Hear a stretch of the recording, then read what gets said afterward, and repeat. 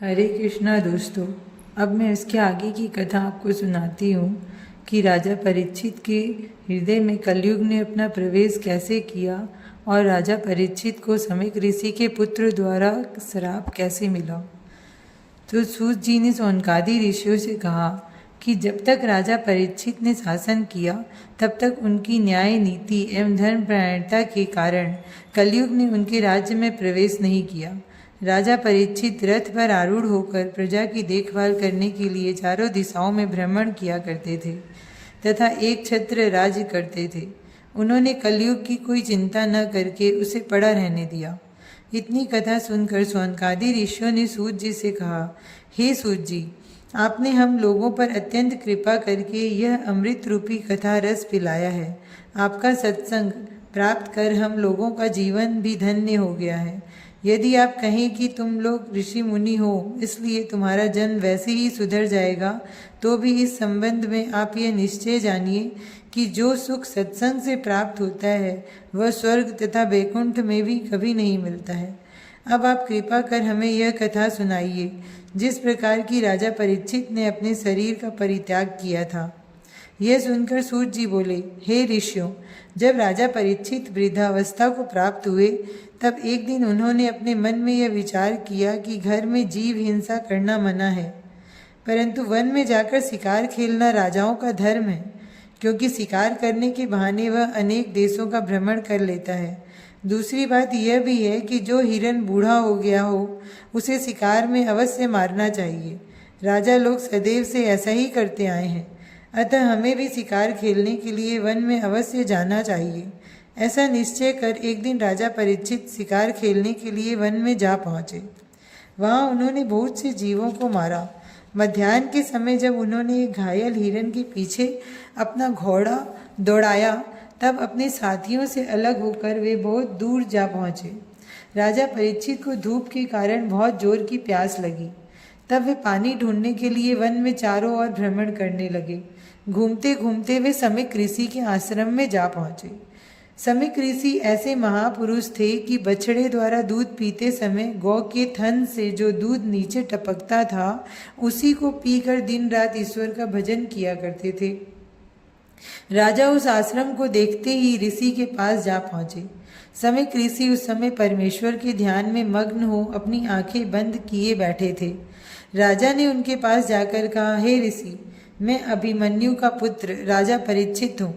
इस समय मुझे बहुत जोरों की प्यास लगी है, अतः आप कृपा कर मुझे थोड़ा सा जल पिला दें।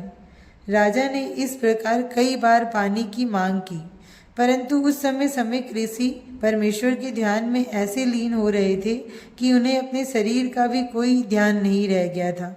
अतः राजा के शब्द उनके कान में नहीं पड़े और वे ज्यों के त्यों बैठे रहे। उस समय जीव हिंसा करने के कारण राजा के हृदय में कलयुग प्रवेश कर गया था, अतः उसने राजा से बदला लेने का यह उपयुक्त अवसर जानकर अपना कपाट जाल फेंका। उसके कारण वे धर्मात्मा तथा हरिभक्त राजा भी क्रोध के शिकार बन गए। तब उन्होंने अपने मन में इस प्रकार का विचार किया कि मैं सातों द्वीपों का राजा प्यास से व्याकुल होने के कारण इस ऋषि के आश्रम पर आ पहुंचा हूँ, परंतु इस ऋषि ने मेरी प्रार्थना पर कोई ध्यान न देकर यह समाधि का ढोंग रचा लिया है, अतः मुझे इसको कुछ दंड अवश्य देना चाहिए।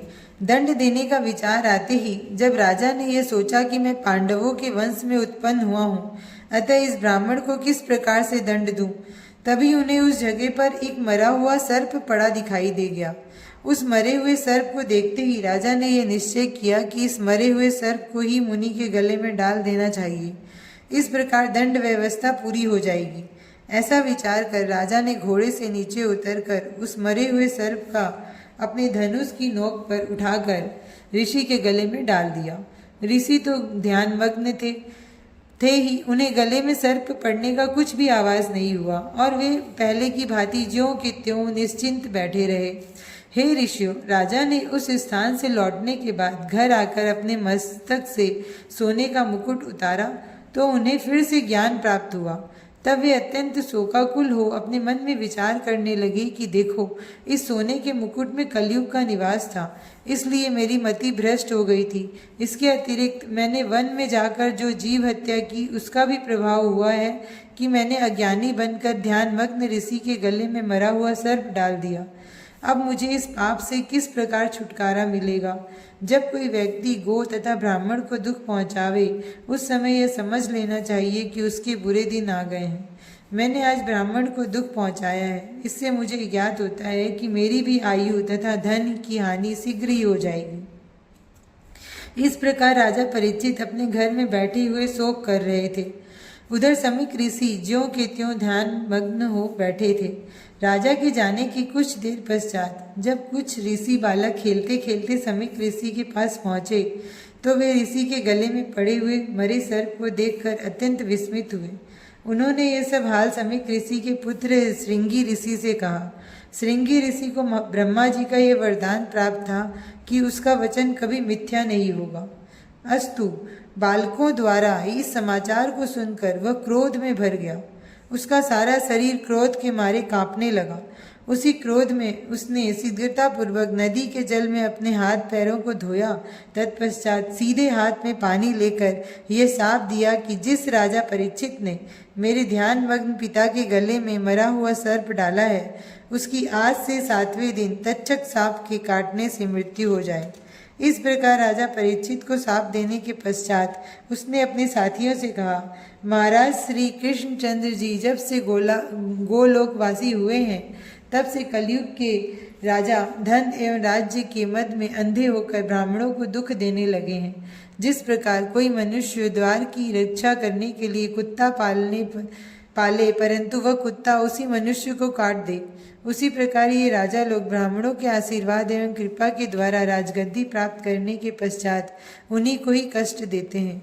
धर्मात्मा राजा युधिष्ठिर एवं अर्जुन के कुल में यह परीक्षित ऐसा अधर्मी राजा हुआ है कि उसने अभिमान में भरकर मेरे पिता के गले में मरा हुआ सर्प डाल दिया। इसलिए मैंने भी उसे अपनी सामर्थ्य दिखलाने के हेतु यह शाप दे दिया। इस प्रकार लड़कों से बातें कर श्रृंगी ऋषि राजा परीक्षित को दिए हुए शाप का समाचार सुनाने के लिए अपने पिता समीक ऋषि के पास जा पहुँचे। वहाँ जब उसने अपने पिता को ध्यान मग्न देखा तथा उनके गले में पड़े हुए मृतक सर्प को देखा, तब उसने सांप को उनके गले से निकालकर पिता का नाम ले लेकर जोर जोर से रोना शुरू किया। उसके रोने का शब्द सुनने के कारण समीक ऋषि की समाधि खुल गई तथा उन्होंने अपने पुत्र से रोने का कारण पूछा। तब श्रृंगी ऋषि ने उन्हें सब हाल कह सुनाया। उस बात को सुनकर समीक ऋषि ने अपने पुत्र से पूछा, हे पुत्र, तूने राजा को कोई शाप तो नहीं दे दिया? श्रृंगी ऋषि ने उत्तर दिया, यह अधर्म करने के कारण मैंने राजा को शाप दिया है कि वह आज से 7वें दिन तक्षक सर्प द्वारा काटे जाने से मृत्यु को प्राप्त हो। श्रृंगी ऋषि के ये वचन सुनकर समीक ऋषि क्रोध करके अपने पुत्र से बोले, अरे मूर्ख, तूने बहुत बुरा काम किया। तूने ऐसे धर्मात्मा राजा को शाप दिया है जिसके राज्य में अभी तक कलयुग प्रवेश नहीं कर पाया था। कौरवों एवं पांडवों के वंश में यही एक ऐसा राजा है जिसके राज्य में हम सब ऋषि मुनि ब्राह्मण आदि अत्यंत आनंद पूर्वक रह रहे थे। इस राजा के राज्य में पशु पक्षी भी दुखी नहीं थे तथा बकरी और बाघ एक घाट पर पानी पीते थे। तूने थोड़े से अपराध के कारण उसे बहुत बड़ा दंड दिया है। तूने उसके अवगुण को तो देखा, परंतु गुणों पर ध्यान नहीं दिया। परीक्षित के बाद जो राजा होंगे वे सब अधर्मी होंगे। उनके राज्य में कलयुग सर्वत्र प्रवेश पाकर मनुष्यों से पाप कर्म कराएगा। अरे, वह राजा परीक्षित मेरे स्थान पर आया था, वो मुझे उसका सत्कार करना चाहिए था। यह कितनी लज्जा की बात है कि मैं उसे थोड़ा सा जल भी नहीं पिला सका। तूने ऐसे वैष्णव राजा को शाप देकर भगवान श्री कृष्णचंद्र के प्रति अपराध किया है। उस धर्मात्मा राजा की मृत्यु के पश्चात सब लोग वर्णशंकर हो जाएंगे। साधु संतों का यह धर्म है कि वे गुणों को ग्रहण करते हैं तथा अवगुणों की ओर ध्यान भी नहीं देते हैं। समीक ऋषि ने पुत्र से इस प्रकार कहने के उपरांत परम प्रभु का ध्यान करते हुए उनसे प्रार्थना की, हे प्रभु, मेरे अज्ञानी बालक से बहुत बड़ा अपराध हो गया है, आप उसे कृपा कर क्षमा करें। जो राजा गो तथा ब्राह्मणों की रक्षा करता है उसको मारने का पाप 10 ब्राह्मणों को मारने के समान होता है। राजा के बिना देश में बहुत से चोर तथा पापी उत्पन्न हो जाते हैं, इसलिए राजा को मारने वाला चोर तथा अधर्मियों को बढ़ाने वाला होता है। इस प्रकार ऋषि ने परमेश्वर की प्रार्थना करके अपने मन में यह निश्चय किया कि राजा परीक्षित के पास इस साप का समाचार भेज देना चाहिए ताकि वह अपना परलोक सुधारने का कोई उपाय कर सके। यद्यपि इस बात को सुनकर संसारी लोग श्रृंगी ऋषि को बुरा अवश्य कहेंगे, परंतु फिर भी मुझे धर्मात्मा राजा को अपनी मुक्ति का उपाय ढूंढ लेने के लिए अवश्य सूचित कर देना चाहिए। ऐसा निश्चय कर समिक ऋषि ने अपने कुर्मुक नामक शिष्य से कहा कि तू राजा परीक्षित के पास जाकर उनको मेरा आशीर्वाद कहना। तत्पश्चात उन्हें यह बताना कि श्रृंगी ऋषि ने आपको 7 दिन के भीतर तक्षक सांप के काटने से मृत्यु होने का शाप दिया है, अतः आप अपनी मुक्ति का कोई उपाय ढूंढ लें। इतनी कथा कहकर सूत जी ने सोनकादि ऋषियों से कहा, हे महानुभावों, जो राजा परीक्षित अश्वत्थामा के ब्रह्मास्त्र से बचा तथा जिसने धर्म एवं पृथ्वी की रक्षा करने के निमित्त कलयुग को अपने वश में कर लिया, वही एक ब्राह्मण के शाप के कारण मृत्यु को प्राप्त हो गया। राजा परीक्षित की मृत्यु के पश्चात कलयुग ने सब जगह प्रवेश कर लिया।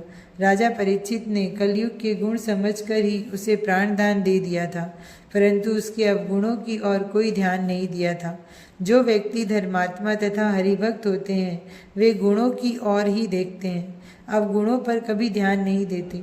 सत्संग के समान कोई सुख नहीं है तथा त्रैलोक्याधिपति भगवान श्याम सुंदर के भेद एवं चरित्रों को ब्रह्मा तथा शिव आदि देवता भी नहीं जान सकते हैं, फिर अन्य किसी प्राणी की तो सामर्थ्य ही क्या है जो वह उन्हें पहचान सके।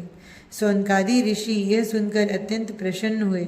उन्होंने सूत जी की प्रशंसा करते हुए कहा, हे सूत जी, आप धन्य हैं जो श्री नारायण के चरित्र एवं उनकी अद्भुत लीलाओं की अमृत कथा हम लोगों को कानों की राह पिलाकर कृतार्थ कर रहे हैं।